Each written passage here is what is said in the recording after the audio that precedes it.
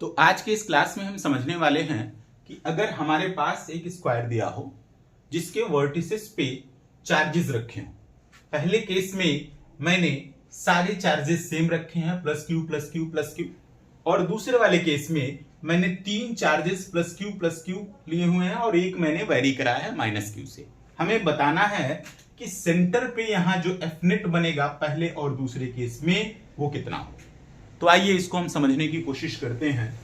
चलिए मान लेते हैं कि कोई एक क्यू चार्ज हम ले रहे हैं और इसको हम यहां प्लेस कर रहे हैं। ये प्लस क्यू चार्ज है, मैं यहां इसको प्लेस कर रहा हूं। तो अगर आप ध्यान से देखेंगे तो ये प्लस क्यू इस क्यू पे अपोजिट डायरेक्शन में चार्ज लगाएगा। ये मान लेते हैं चार्ज एफ हो गया, फोर्स एफ।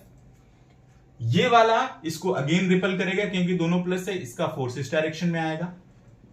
ये वाला भी प्लस है तो इसको अपोजिट डायरेक्शन में फोर्स लगाने की कोशिश करेगा और ये वाला इसको इधर फोर्स लगा के रिपल करेगा।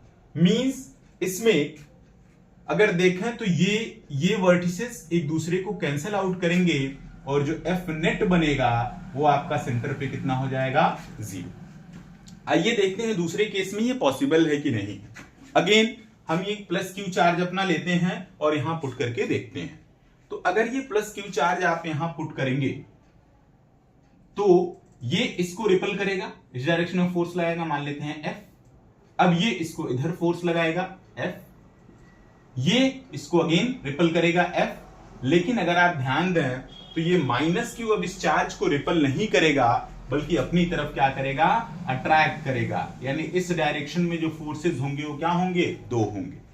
ये कंपोनेंट और ये कंपोनेंट तो आपस में कैंसिल हो जाएंगे, लेकिन ये जो कंपोनेंट है ये आपस में कैंसिल नहीं होगा।